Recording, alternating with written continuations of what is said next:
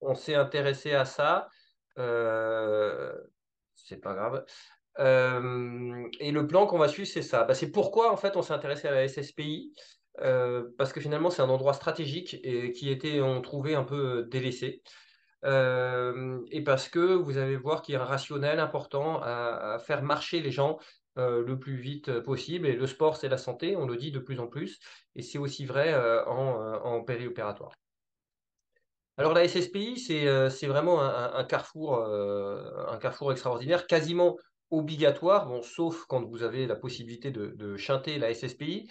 Mais finalement, quand on peut shunter la SSPI, ce sont des chirurgies qui nécessitent moins de RAC que les autres, en tout cas qui nécessitent moins déambulation, parce que ce sont des patients qui vont pouvoir probablement marcher tout seuls. Mais sinon, si on enlève ce cas particulier-là, bah, finalement, la SSPI, c'est le carrefour où passent tous les patients qui sont opérés dans un hôpital. Et toute notre réflexion, elle venait de la mutualisation et de se dire qu'il y a deux endroits dans la plupart des hôpitaux où passent tous les patients, ce sont les consultations d'anesthésie et la salle de réveil. Donc, quand on veut mutualiser les choses à l'échelle d'un hôpital, eh bien, c'est bien de s'intéresser à ces deux endroits stratégiques, et donc notamment la SSPI. Et quand on parle parce que vous savez que la RAC, c'est en train un peu de tomber en désuétude comme terme, hein. Avant, il y avait la RAC avec deux A, ensuite, il y a eu la RAC avec un A. Maintenant, on parle plutôt de parcours optimisé du patient. Eh ben, comme le point commun du parcours de tous les patients, c'est la SSPI, eh bien, il nous a paru important de l'intégrer dans le parcours optimisé du patient. Alors pendant longtemps, ça n'a pas été fait parce qu'on avait des préjugés, beaucoup de préjugés sur la SSPI. Donc on pensait déjà qu'en SSPI, on fallait laisser les patients à jeun parce qu'ils avaient des troubles de la déglutition. Et donc en fait, bah, c'est pas vrai. Il y a des études qui montrent qu'on retrouve même avec du propofol la déglutition au bout de moins de 24 minutes. Et puis finalement, en pratique, nous, de redonner à boire aux patients en salle de réveil immédiatement après l'intervention. On le fait depuis 2018 à l'hôpital Nord, il le faisait depuis 2017 à la Pitié-Salpêtrière, sans avoir jamais rencontré de problème. Donc c'est quelque chose qui ne pose pas de problème en pratique clinique. On peut redonner à boire très très vite aux patients et on peut même leur redonner des traitements Péros. Deuxième préjugé, c'est qu'il y a un risque de reprise chirurgicale et donc de donner à boire à un patient SSPI, c'est pas bon. Bien, là encore, c'est un préjugé. On rappelle que finalement, quand on donne du Tagamet effervescent à un patient, eh ben, on lui donne aussi un peu un verre d'eau et que finalement, cette eau, elle fait de la chasse gastrique. Et donc, éventuellement, au pire, on fera une croche induction, mais de redonner quelques millilitres d'eau à un patient, c'est pas un problème, surtout que la réintervention, elle interviendra très, très, très, très, très rarement. Donc nous, en pratique, c'est déjà arrivé que des patients qui avaient reçu du jus de pomme en SSPI soient repris. On a fait des croches induction, mais c'est arrivé 3 fois. Donc ça aurait été dommage de priver des milliers, voire des dizaines de milliers de patients de boissons pour 3 croches induction. Puis je l'ai pas dans ce topo, mais vous savez qu'il y a une étude observationnelle qui est sortie dans le JAMA, où ils ont comparé finalement le jeûne ultralibéral pour les liquides clairs avec le jeûne de 2 heures, et que même dans le groupe jeûne ultralibéral, c'est-à-dire qu'il y avait le droit de boire en service jusqu'au moment de l'appel des brancardiers, donc avec des temps avant l'induction inférieurs à 1 heure, eh bien, il n'avait pas plus d'inhalation. Alors, il y avait quand même 15 000 patients dans le groupe jeûne libéral et 40 ou 50 000 dans le groupe jeune classique 2 heures de liquide clair. Mais on pourra en rediscuter à la fin, mais il y a quand même une tendance dans la littérature pour dire qu'on peut peut-être être même un peu plus tranquille avec le jeûne pour les liquides clairs. Euh, Peut-être que c'est discutable de reporter un patient juste parce qu'il a bu un verre d'eau ou un jus de pomme 1 heure avant. Voilà. En tout cas, c'est mon avis et ça, on pourra le discuter. Donc, en tout cas, en SSPI, on peut donner à boire à nos patients. Ensuite, il y a des préjugés qui disent que le patient il est trop confus, il a trop mal, qu'il peut rien faire en SSPI. Ben, nous, vraiment, ça a été une surprise. En 2018, on s'est rendu compte que les patients ils pouvaient faire à peu près tout ce qu'on voulait à partir du moment où les collègues avaient bien travaillé en amont. Et on le redira, mais finalement, de pouvoir faire de la RAC en SSPI, c'est peut-être aussi un critère de qualité de ce qui a été fait en amont. Si vous arrivez à faire de la RAC en SSPI, eh ben, c'est peut-être que tout ce qui a été fait en amont a été bien fait. Et si vous arrivez à faire de la RAC en SSPI, de l'afficher, d'afficher cet objectif, peut-être que ça vous permet aussi d'optimiser toutes les étapes qu'il y a avant. C'est un goal, un objectif que vous voulez atteindre. Et donc, nous, on pense que c'est très important. Donc, vous voyez que on peut faire de la kiné-respi en SSPI. Et donc, on peut aussi marcher en SSPI. Bon, là, la photo est à l'envers, mais normalement, voilà, quand on met le film, c'est à l'endroit. Donc ça, c'est un patient qui avait eu une lobectomie avec une thoracotomie, hein, c'était pas en vidéo, avec une thoracotomie 1 heure avant, c'était en 2019. Et vous voyez qu'avec un drain thoracique et une péridurale thoracique, à l'époque on mettait encore des péridurales, on arrive à faire marcher les gens même avec des péridurales et avec des drains thoraciques. Donc les obstacles, en fait, ils sont surtout théoriques en SSPI. Effectivement, si vous avez un patient qui est encore en hypothermie, qui sort à 34 du bloc, qui a des troubles de la déglutition déjà en amont et qui est extrêmement confus et qui a très mal, vous allez avoir du mal à faire de la RAC en SSPI. C'est pour ça qu'on considère un peu que c'est aussi un marqueur de, quelque part, peut-être de qualité.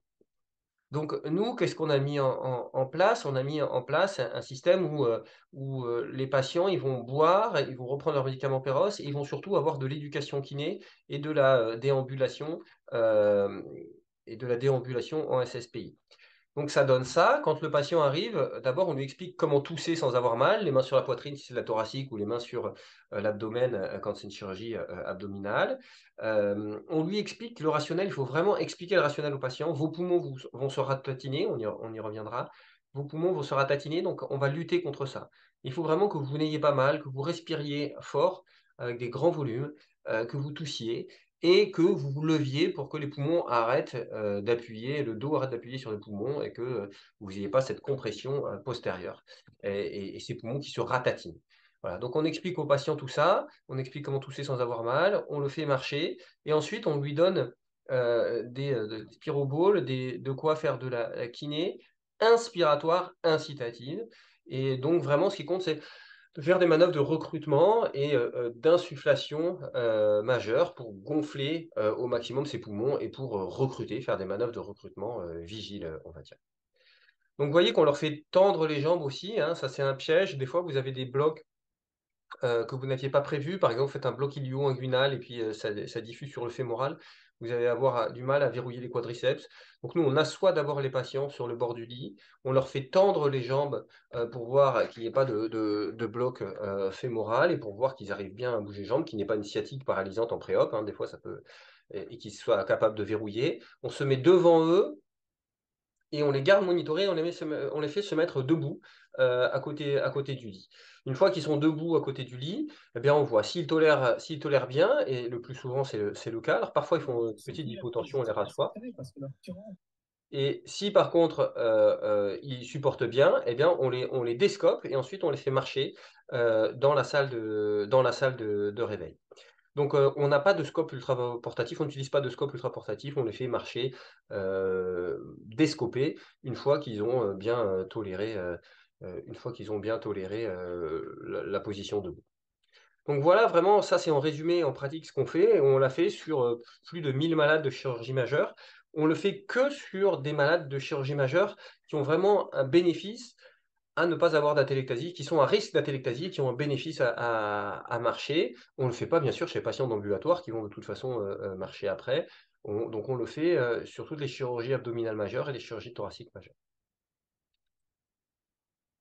Donc finalement, qui va le plus en bénéficier? Donc la RAC, vous savez, c'est pour tout le monde.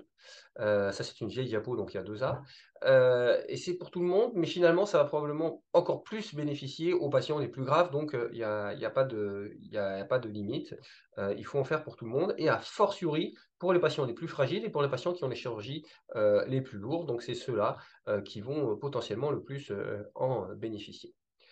Le rationnel, donc, de faire ce programme BOCA, c'est sur chaque point, il y a un rationnel à le commencer assez tôt. Sur le fait de redonner des boissons en post-opératoire immédiat en SSPI, il y aurait une diminution pour les NVPO, une diminution pour la douleur. Ça, c'est surtout prouvé plutôt en pédiatrie. Mais bon, voilà, c'est plutôt positif. Le vrai rationnel, il va être surtout pour la kiné et la déambulation après chirurgie majeure. Pourquoi? Parce que vous savez, bon, bien sûr que les chirurgies majeures, on pense souvent à la défaillance circulatoire et à la défaillance rénale, mais en fait, il faut aussi qu'on pense aux complications respiratoires post-opératoires. Et c'est finalement ça qui va le plus souvent impacter nos patients avec des taux allant de 20 à 30 en fonction des études et des chirurgies.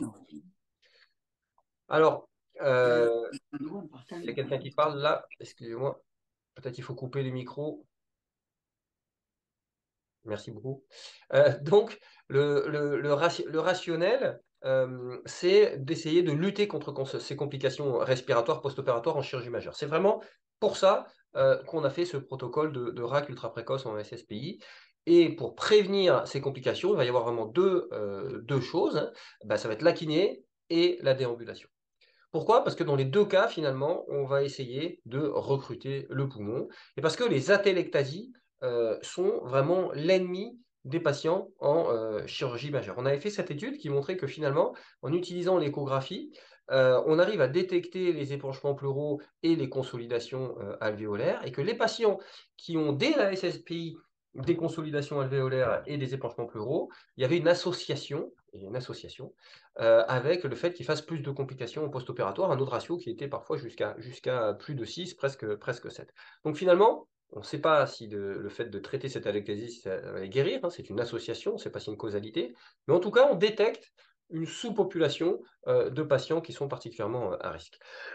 Il y avait aussi l'étude de Boden qui avait bien montré que entre deux groupes de patients qui avaient de la chirurgie majeure, ceux qui voyaient un kiné en préopératoire qui lui disait voilà, en post-op, tu feras vraiment cet exercice, regarde, je te montre, etc. C'est très important en post-op que tu fasses ces exercices pour ne pas avoir de complications, versus un groupe contrôle qui, eux, avait juste un fascicule avec les exercices de kiné, eh bien, ils diminuaient les complications pulmonaires post-opératoires lorsqu'ils avaient vu un kiné en préop qui leur avait expliqué comment faire et pourquoi faire dès le post-opératoire immédiat.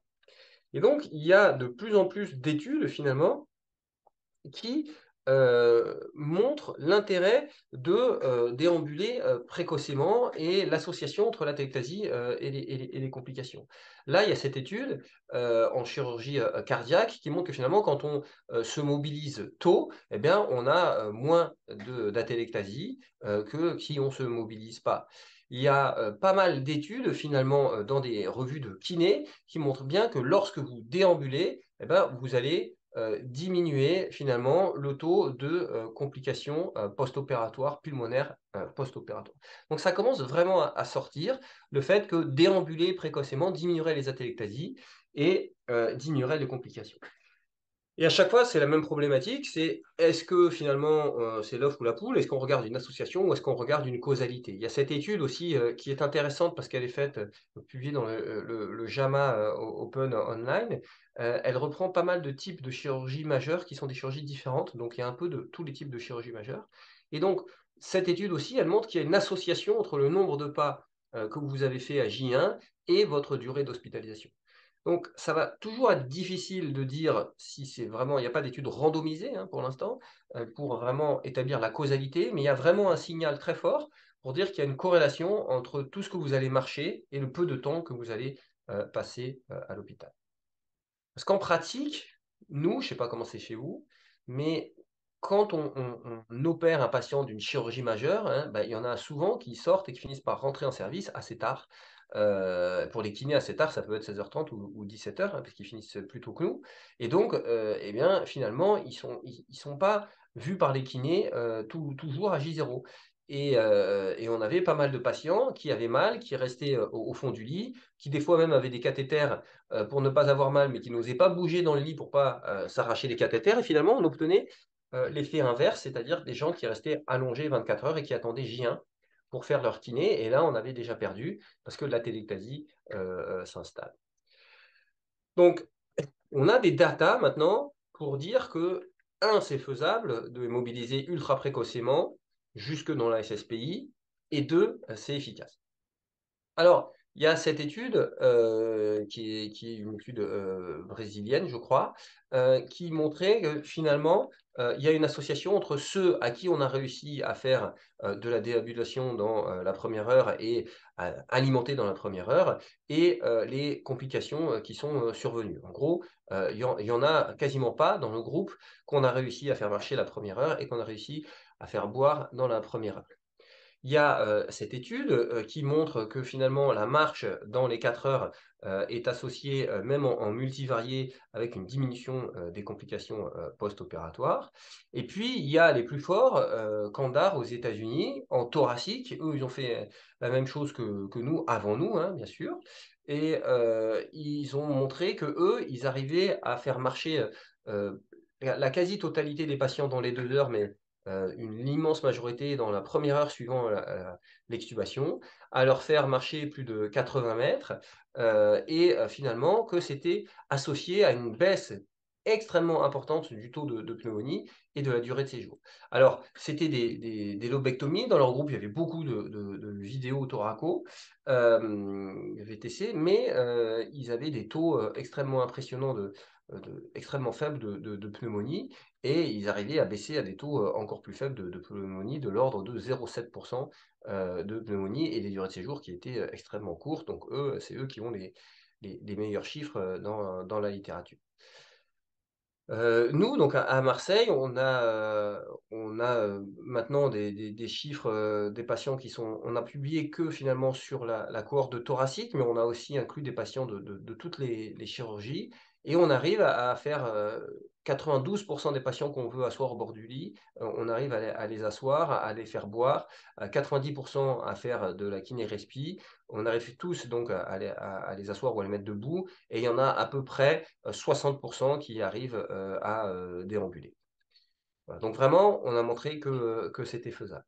Au niveau des accidents, donc on est à plus de 1000 maintenant largement, et on a eu des lipothymies, hein, bien sûr, des hypotensions, des malades, ils se rassoient sur le lit. Mais une fois que les gens sont partis marcher, on touche du bois, mais on n'a pas eu de chute, on n'a eu aucun problème. On a eu une chute de drain en service, mais c'était au moment où le patient était arrivé dans sa chambre, on le repassait dans son lit. Là, on a arraché le drain, donc c'était même pas le fait qu'il marche. Donc on a montré que c'était faisable, et on a montré que c'était safe. Et ensuite, on a donc publié une étude de type avant-après sur les résections pulmonaires hors pneumonectomie, et on a pris 2 groupes. On a pris le groupe avant et le groupe après l'induction de la RAC en SSPI. On a appareillé à 4 pour 1 ces patients, et après appareillement, eh bien, on voyait que le fait d'avoir instauré la RAC en SSPI dans un service, donc en 2018, dans un service qui est un service de thoracique un peu d'excellence, le professeur Pascal Thomas et Benoît Journeau, qui faisaient déjà de la RAC depuis plusieurs années, d'instaurer ce simple bundle. Ça permettait de diminuer les taux d'atélectasie et de pneumonie. Donc nous, c'est pneumonie ou atélectasie, hein, donc c'est pour ça qu'on a des chiffres plus élevés que pneumonie tout seul. On baisse de moitié. Que ça diminue donc les complications pulmonaires post-opératoires, durée de séjour, etc. Donc le critère principal, c'était pneumonie atélectasie, qui était diminuée, tout comme la durée de séjour. Et finalement, alors excusez-moi, mais des fois les vidéos se mettent à droite, des fois elles ne se mettent pas à droite. Et finalement, bah, on a étendu ce système, et donc on va tous tourner la tête. Et maintenant, bah, on amène les patients à pied, mais comme vous peut-être, hein, au bloc opératoire, et ils retournent dans leur chambre, soit en fauteuil, soit à pied, soit éventuellement en brancard. Mais on avait testé de ramener des patients après des chirurgies majeures directement à pied chez eux. Donc en gros, on peut proposer peut-être deux types de circuits patients en SSPI. Il y a effectivement les patients qui font des vols court courrier. Eux, ils n'ont pas besoin de rester longtemps en SSPI, mais ils vont bénéficier d'avoir des boissons, d'être déperfusés, éventuellement leur traitement Péros. Ceux qui ont eu une très lourde chirurgie, vous voyez, c'est bien, j'ai pris Airbus pour Toulouse, eh bien, eux, ils vont rester plus longtemps en SSPI, mais en fait, ça représente 5-6 malades par jour. C'est pas ça qui bloque la SSPI, hein, sur un flux d'une cinquantaine ou d'une soixantaine de malades par jour dans notre hôpital. Mais c'est des malades qui, comme ça, auront vraiment eu ce qu'il fallait faire à J0, et qui vont retourner en service en sachant ce qu'ils doivent faire, en n'ayant plus peur, avec des infirmières qui savent que le patient a déjà mis le pied à l'étrier et que donc le patient va de lui-même se mobiliser, aller à la cafette, aller aux toilettes. Les infirmières n'ont plus peur de lui dire de bouger.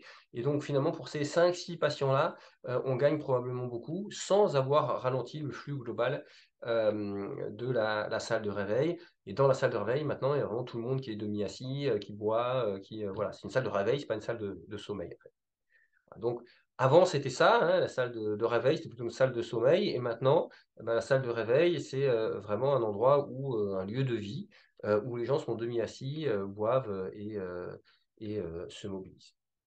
Donc voilà, il nous reste un peu de temps, je pense, pour discuter.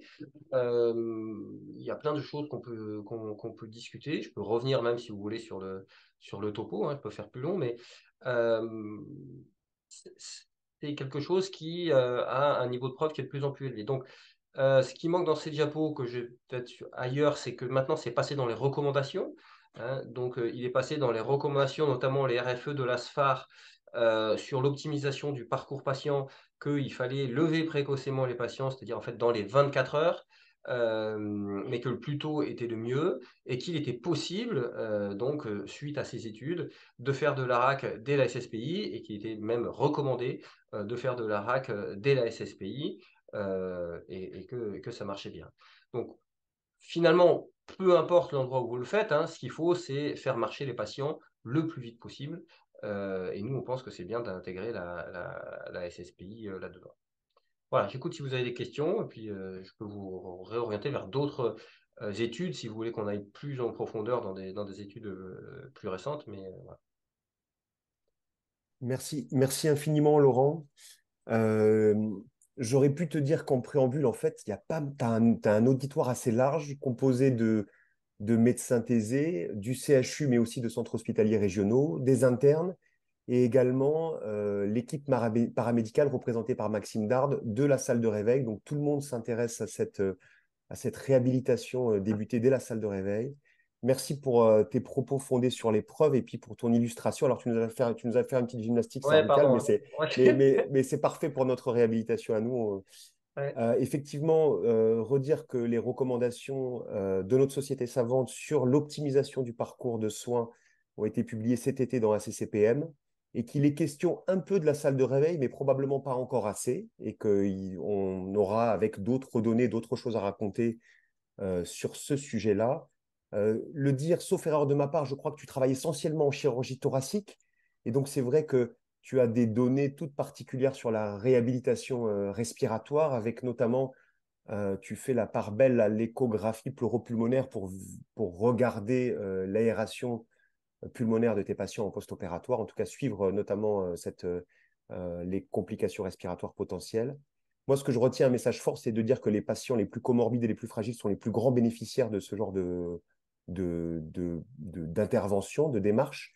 Est-ce que, à ta connaissance, il est facile d'individu... Souvent c'est des paquets d'interventions. On fait de la réhabilitation qui touche un peu toutes les étapes du parcours de soins.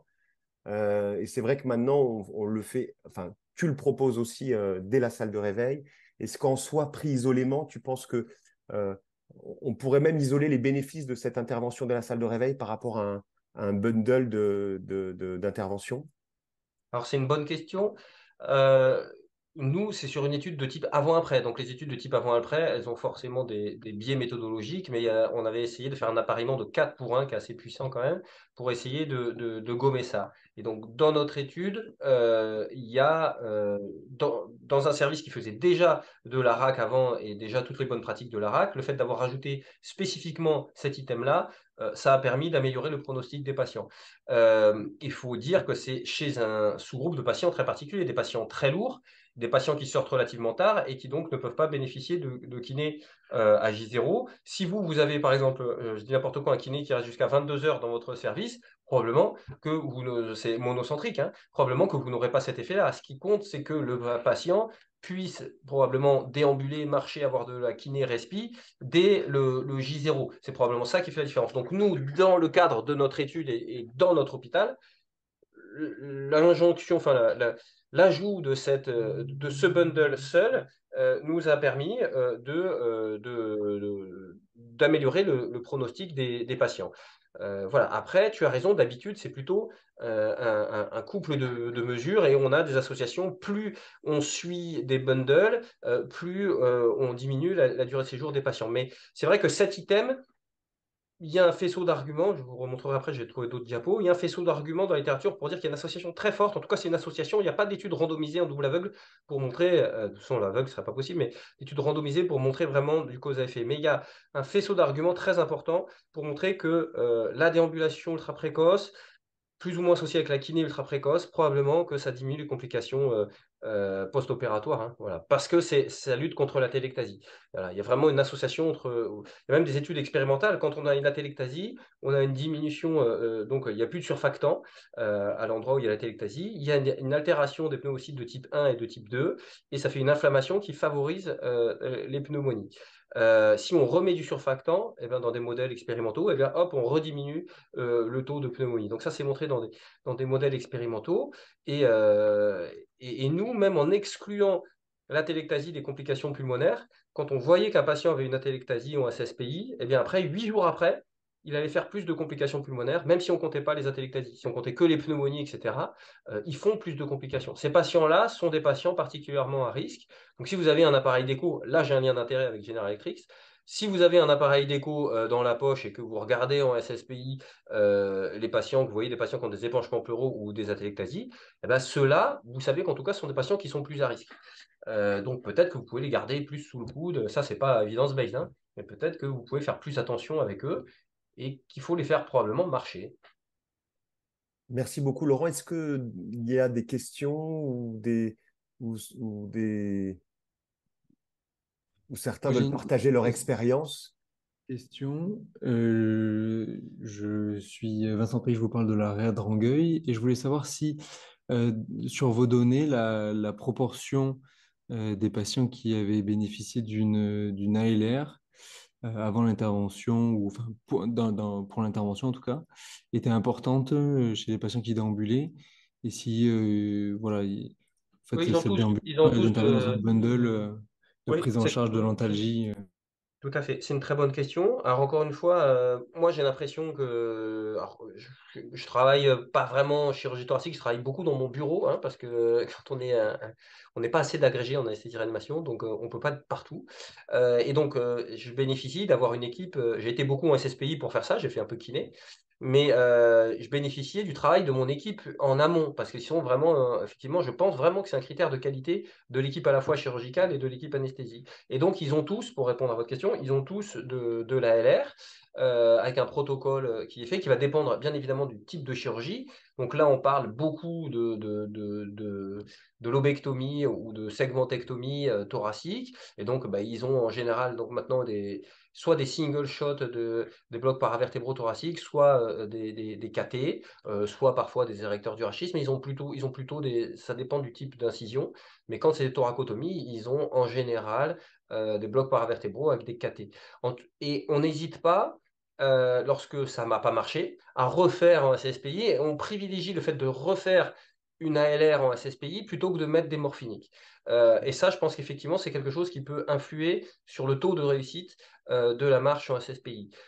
L'autre chose qui influe énormément sur le taux de réussite, c'est la volonté de celui qui demande au patient de se lever. Il y a une étude qui montrait que dans la RAC, effectivement, un nombre de bundles suivis égal, si vous affichez que vous faites de RAC versus si vous n'affichez pas que vous faites de la RAC, vous n'aurez pas le même taux de succès. Je m'explique. Vous regardez, avant d'avoir affiché que vous faisiez de la RAC dans le service, les patients qui avaient déjà les critères RAC, vous regardez combien de temps ils restaient. Ben, je dis n'importe quoi, il restait 5 jours. Ben, vous prenez les mêmes patients l'année d'après qui ont suivi les mêmes bundles, le même type de patients qui ont suivi les mêmes bundles, mais vous affichez que vous faites de la RAC, et ben, il reste 4 jours. Parce que c'est une démarche volontariste. Et ça, c'est publié.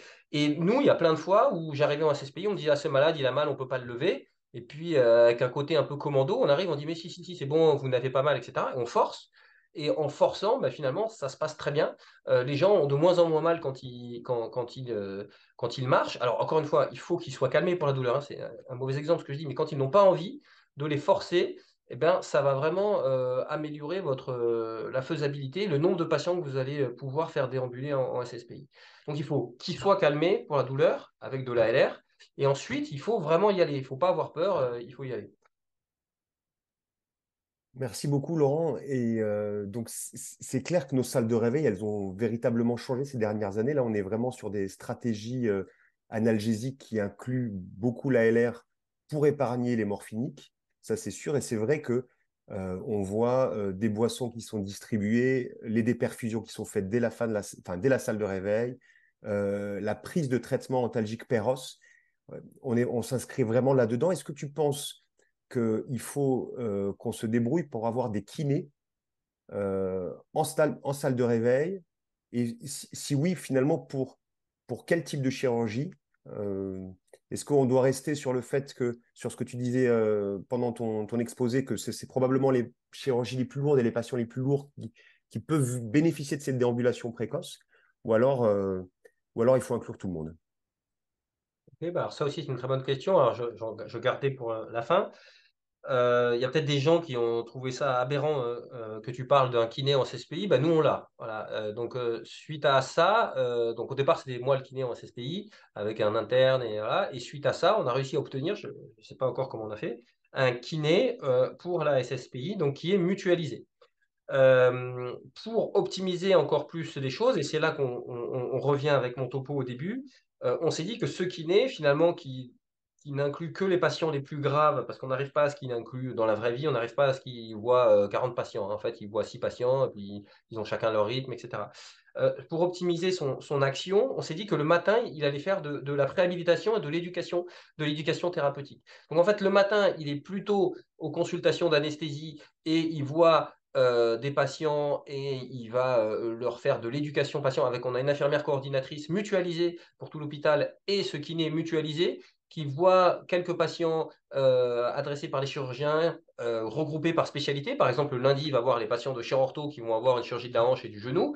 Il leur explique quel exercice il faudra faire tout de suite après et il leur explique qu'est-ce que c'est que le parcours patient, qu'est-ce que c'est que le jeûne, qu'est-ce que c'est, etc. Donc on couple ça avec une préhabilitation. Et donc le matin, le kiné fait la préhabilitation groupée par spécialité. Et l'après-midi, il voit 4, 5, 6 patients, pas plus hein, dans la vraie vie, qui ont eu des grosses chirurgies. Et il leur fait faire le programme que je vous ai montré à l'époque où c'était nous qui le faisions. En mieux, bien sûr, parce qu'ils sont kinés. Est-ce qu'il y a des remarques dans la salle? Maxime, est-ce que vous voulez prendre la parole pour raconter vos salles de réveil, notamment à Rangueil? Est-ce que d'autres veulent partager leur expérience ou poser des questions? Non, non, pas de remarque particulière. Je peux dire que je trouve que le principe, en tout cas, est vraiment intéressant. Avec l'aide des kinés, je pense qu'effectivement, même au niveau des I, ça doit être un projet qui doit être vraiment dynamisant. Donc, moi, voilà, je le découvre un peu, mes premières impressions très positives. Après, non, pas de remarques autres pour l'instant, en tout cas. Merci. Laurent, je voulais te partager quelques données qu'on a obtenues dans le service en chirurgie orthopédique sur des chirurgies de PTG, donc des chirurgies du membre inférieur. Et on avait regardé aussi les scores d'aération pulmonaire à l'état basal, c'est-à-dire avant la chirurgie, puis en salle de réveil et à J1. Et alors même que si on faisait des chirurgies donc orthopédiques périphériques du membre inf, on avait eu la surprise de découvrir avec le docteur Sindiba que les scores d'aération pulmonaire, le score de l'US, étaient altérés dès la salle de réveil et n'avait pas retrouvé tout à fait ses valeurs à l'état basal à la 24e heure post-opératoire. Et que ce soit pour les patients qui bénéficient d'une anesthésie générale, mais aussi d'une rachianesthésie. Autrement dit, on avait perdu de l'aération pulmonaire et qu'on commençait à retrouver à la 24e heure post-op. Donc, tout ça pour dire alors après, nous n'avons pas fait le lien entre le score d'aération pulmonaire et les complications post-opératoires, aussi parce que l'incidence de ces complications en chirurgie orthopédique est très faible. Et en tout cas, pour dire que à partir du moment où on va au bloc opératoire, à partir du moment où on est installé sur un plan dur pendant quelques heures, à partir du moment où on a une technique d'anesthésie, finalement, quelle qu'elle soit, ben, on a un impact pleuropulmonaire, en tout cas observé à l'imagerie. Oui, c'est très intéressant. Mais c'est probablement lié effectivement au fait d'être alité longtemps et au fait d'avoir eu aussi donc, dans tous les cas, le fait d'être alité. Pour ceux qui ont une anesthésie générale, bah, bien évidemment, on connaît les effets de l'anesthésie générale avec la paralysie diaphragmatique. Et puis, il y a peut-être un truc auquel vous avez pensé, mais il peut aussi y avoir une participation cardiaque chez ces patients-là qui sont au risque de complications cardiaques et qui peuvent avoir peut-être avec le remplissage des lignes B qui apparaissent peut-être sur une composante aussi cardiaque. Mais probablement que le plus important, c'est la perte d'aération sur l'alitement prolongé, comme tu l'as dit. Je vous ai mis les recos là, de la SFAR, je ne sais pas si vous les voyez. Oui, Vous les voyez, voilà. oui, Donc, oui. c'est sur la partie, voilà, hein, sur la partie SSPI. Voilà, donc il y a des recommandations de grade 2+, et une recommandation de grade 1+, donc pour faire déambuler les patients dans les 24 premières heures. Il y a énormément d'études dans toutes les spécialités qui retrouvent cette association entre les patients qui marchent beaucoup le premier jour et le pronostic. Ça paraît intuitif, hein, voilà. C'est une association parce que c'est une relation de cause à effet, mais nous, on pense vraiment qu'il y a quand même quelque chose. Et donc, on touche le patient et on lui dit, voilà, nous, on a fait notre travail. Si vous avez plus mal, on a fait notre travail. Maintenant, c'est vous qui devez vous bouger. Au plus vous allez vous bouger, au plus vite vous sortirez de l'hôpital. Et on a voilà, une démarche un petit peu comme ça. Proactive, on leur dit on leur dit d'être vraiment proactif. Et puis ça marche, c'est incroyable hein, quand on dit voilà, quand on le fait pour nous, en général, on le fait toujours plus. Hein. Si vous marchez, vous aurez moins de complications. En général, les gens ils marchent. Voilà. Mais au début, voilà, on était surpris. Donc on a cette kiné. Si vous n'avez pas de kiné, nous au départ, on avait mis un médecin de SSPI. Donc c'est aussi la question, voilà, est-ce qu'il faut mettre, quand on a une grande SSPI, est-ce qu'il faut mettre un médecin en SSPI? Nous, on avait mis un médecin anesthésiste en SSPI. Après, on n'a plus trop pu réussir à le faire. Maintenant, on pourrait le refaire d'ailleurs, parce qu'on a réussi à retrouver les effectifs. Et ce médecin de SSPI, avec les infirmières de SSPI, des infirmiers, des fois avec un interne, éventuellement avec l'interne concerné par la chirurgie, peut ressortir. Finalement, ça peut vous faire une équipe qui lève, encore une fois, ces 4-5 patients. Hein. Quand on n'a plus le kiné et quand on n'a plus le médecin de SSPI, ce qu'on a fait, c'était que l'équipe de thoracique, ils étaient convaincus, donc entre deux malades, où ils arrivaient à libérer un médecin ou un interne qui sortait de salle et qui venait lever le malade en SSPI et qui repartait ensuite en salle. Donc, en fonction de la richesse qu'on a dans le service et de ce que nous donne l'administration, il y a de quoi faire, puisque encore une fois, on parle de 4-5 malades par jour. Donc, nous, on lève les malades qui ont eu des chirurgies thoraciques ou des chirurgies abdominales majeures. Voilà, on en laisse 5 par jour à peu près. Sur le plan pédagogique, moi, je partage tout à fait ton point de vue. Je pense que les internes d'anesthésie-réanimation, ils connaissent finalement encore trop peu l'activité de salle de réveil.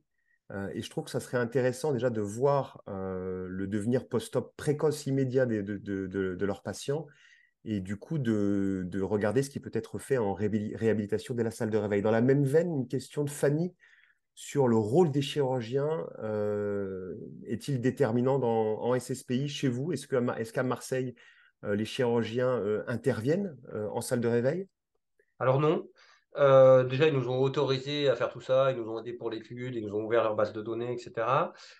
Ils sont convaincus, hein, parce que par contre, dès le début, ils ont dit, mais c'est incroyable, mon patient, il a la cafette aujourd'hui, qu'est-ce qui s'est passé, quoi.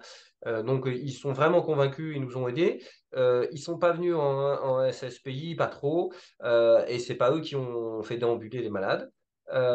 Par contre, quand on commence à le faire dans une spécialité, par exemple en ortho, quand on a commencé à le faire en ortho, eh ben là, ils venaient euh, expliquer aux malades, avant qu'on ait le kiné qui faisait l'éducation pré-op, il venait expliquer aux malades clairement ce que le malade avait le droit de faire ou pas. Donc il faut de toute façon les prévenir avant, en tout cas. Ils ne viendront pas lever vos malades, hein, mais il faut de toute façon les prévenir, leur demander l'autorisation, parce que si vous foirez un malade au début, bah après ça va tout vous bloquer. S'il y a une prothèse de hanche qui se luxe, etc., ça va tout vous bloquer. Donc il y a une façon de mettre la jambe pour que le pied tienne avant de tourner le malade, pour le mettre debout, etc.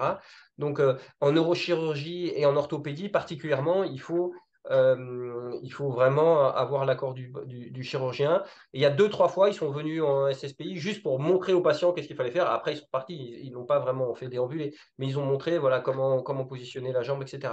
Ensuite, pour la chirurgie abdominale, il faut prévenir aussi les patients, parce que sinon, les chirurgiens, pardon, parce que sinon, ils vont vous accuser d'avoir fait lâcher les sutures et d'avoir fait des hernies, mais on peut utiliser des ceintures abdominales, voilà, ou faire attention, mais il faut l'accord du chirurgien. Ça se fait, on va dire, que ça se fait en bonne entente avec le chirurgien, mais c'est pas eux qui ont fait marcher les patients. Merci Laurent. Une autre question de Lucie Viellard. Alors, vous pouvez poser directement vos questions à Laurent, hein, n'hésitez pas. Oui. Elle pose la question de quid chez l'enfant. Est-ce qu'il y a des données en salle de réveil pédiatrique ou pas sur ces programmes de réhabilitation? Alors, à ma connaissance, non. Pas à ma connaissance, mais je pense que c'est très bien. En tout cas, les enfants, il faut les faire boire dès la salle de réveil. Je pense que pour nausées, vomissements, la douleur, je pense que c'est bien. Il y a peu d'études chez les enfants, à ma connaissance, donc ça peut être fait. Vous voyez, je vous ai mis une étude très récente là, de 2021. Euh, donc, encore une fois, après de la chinoise, après de la chirurgie pulmonaire, il y a une étude qui est sortie aussi sur la chirurgie colorectale en 2022, où finalement ils arrivent à faire marcher dans les 4 heures. Vous voyez, c'est le bleu et le vert. Dans les 4 heures, ils ont réussi à faire marcher ou à asseoir, c'est le jaune, 90% des patients. Voilà. Mais bon, l'idée, c'est pas de faire attendre les patients 4 heures en SSPI, mais c'est pour vous dire qu'il y a beaucoup d'études sur différents types de chirurgie qui montrent que c'est faisable. Là, voilà, je vous en rajoute deux récentes qui montrent que c'est faisable. Fanny qui est en train d'écrire sur la messagerie, sur le chat de la réunion, est-ce qu'on On ne n'a devrait pas pas parlé arrêter de dire salle de réveil? C'est vrai que les anglo-saxons, ils disent recovery room ou Ouais. post-anesthésia car unit. C'est plutôt une salle de réhab post-interventionnelle. C'est sûr que le mot réveil nous porte un peu préjudice, Ouais, moi, quoi. ça m'écorche les oreilles à chaque fois. Et puis, Moi, je c'est trouve que tout le monde, l'acronyme des SSPI en plus. Hein, donc, si déjà ça avait été une salle de réveil, parce qu'avant c'était quand même une salle de sommeil, hein. C'est-à-dire que c'était encore pire, c'était encore le stade au-dessus. C'est-à-dire qu'avant les gens ils étaient là, on leur disait, un patient qui dormait en CSPI, on était content parce qu'il avait une EVA à zéro. Et donc déjà de passer d'une salle de sommeil à une salle de réveil, ça montre aux patients que, alors c'est pas bien par rapport au personnel soignant, je suis d'accord, mais par rapport aux patients déjà, c'est un terme qui est bien, parce que je suis d'accord que c'est mieux SSPI pour le personnel médical. Pour le patient, je pense que salle de réveil, ça lui dit bien ce que ça veut dire, et comme ça, on peut s'en servir pour le faire bouger, en lui disant, c'est pas une salle de sommeil, c'est une salle de réveil. Donc maintenant, allez hop, on va faire 50 mètres à pied. Mais, c'est déjà ça de prime. Enfin, je sais pas. Moi, je leur dis justement, salle de réveil pour les inciter à bouger. Ok, est-ce que d'autres veulent poser librement leurs questions à Laurent? C'est vrai que cette salle de réhab, cette salle de réveil, c'est quand même, entre nous, c'est un terrain de jeu. C'est-à-dire qu'on a encore les patients sous la main, les forces en présence, les anesthésistes réanimateurs sont là. Donc, il est finalement assez aisé de pouvoir se focaliser sur cette phase du parcours de soins et de proposer des choses. Et alors que quand on est en post-op ou à distance, c'est un peu plus compliqué d'avoir les malades sous la main et d'avoir leur retour d'expérience, leur satisfaction globale et l'impact des soins sur leur satisfaction globale. Donc c'est vrai que maintenant, moi je suis assez personnellement, hein, quand un malade sort satisfait avec le sourire, qu'il a pris son jus de pomme, qu'il est déperfusé et éventuellement quand c'est du membre sup qu'il part en position assise dans un fauteuil, voire debout, c'est gagné, quoi. Voilà. Ouais, Donc, c'est ce qui est fait en fait, hein. Donc effectivement, on voit moins bien, même si on essaye d'envoyer des médecins anesthésistes réanimateurs dans les services. On arrive quand même mieux à les suivre quand on les a sous les yeux dans la SSPI. Et donc c'est vrai qu'il y a eu un changement de paradigme. Avant, on en parlait tout à l'heure, avant on voulait un malade qui ait une EVA à zéro. Maintenant, on veut un malade qui a une EVA inférieure à 3 et qui marche. Donc peut-être que ça aussi, de faire la RAC en SSPI, ça montre un peu le changement de paradigme. Et peut-être vous aussi en orthopédie, hein, un patient qui a une EVA à 1-2 mais qui peut déambuler, bah, c'est peut-être mieux qu'un patient qui est complètement bloqué avec un bloc moteur et qui peut pas déambuler. Donc, je sais pas, moi je trouve que ça va effectivement dans ce sens-là. Je sais pas ce que vous en pensez.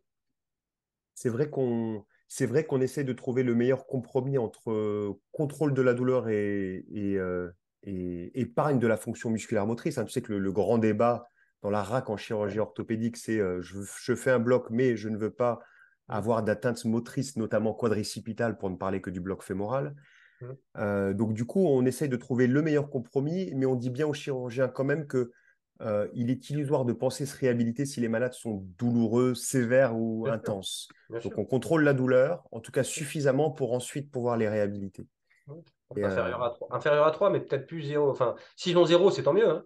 Mais entre un malade qui a 0 et qui ne bouge pas et un malade qui a 1 et qui bouge, tout à ben, fait on prend un d'accord. malade qui a 1 et qui bouge. Et d'ailleurs, tu sais, nous, les kinés, en pratique, elles ont le programme opératoire qui est parfaitement détaillé et elles commencent à appeler la salle de réveil dans l'après-midi pour savoir si le malade va bientôt remonter, si elles pourront le faire lever, voire marcher là-haut, dans les étages, D'accord. ou alors si elles doivent descendre en salle de réveil. Et quand on arrive à peu près à l'heure fatidique de fin de travail des kinés, c'est elles qui viennent en salle de réveil Ah, bah, et c'est qui super. éventuellement même installent les arthromoteurs, tu sais, le kinétech pour faire bouger la jambe quand il s'agit d'un membre inférieur ou plus. Donc, C'est super. ils ont trouvé leur équilibre comme ça. Les chirurgiens, c'est vrai, mettent une certaine pression pour lever les malades précocement et faire de la marche précocement. Donc, soit elles peuvent le faire dans les services, soit si c'est un petit peu trop tard dans la journée, elles descendent en salle de réveil pour le faire. Mais ça, je parle que de la chirurgie orthopédique. C'est vrai que je n'ai pas l'expérience des autres types de chirurgie qui se font au CHU de Toulouse. Au CHU de Toulouse, tout se fait. Et je ne sais pas s'il y en a qui veulent parler de là. Il nous reste encore quelques minutes de chirurgie digestive. On a. Enfin, Après, voilà. un élément essentiel, mais notre cadre de SSPI, elle s'est déconnectée, mais c'est quand même l'implication du personnel de salle de SSPI, en fait, parce que sans elle, sans eux, on fera rien. Et puis, si on n'a pas des infirmiers ou des aides-soignants qui sont convaincus que la RAC, ça sert à quelque chose, en fait, on n'avancera pas.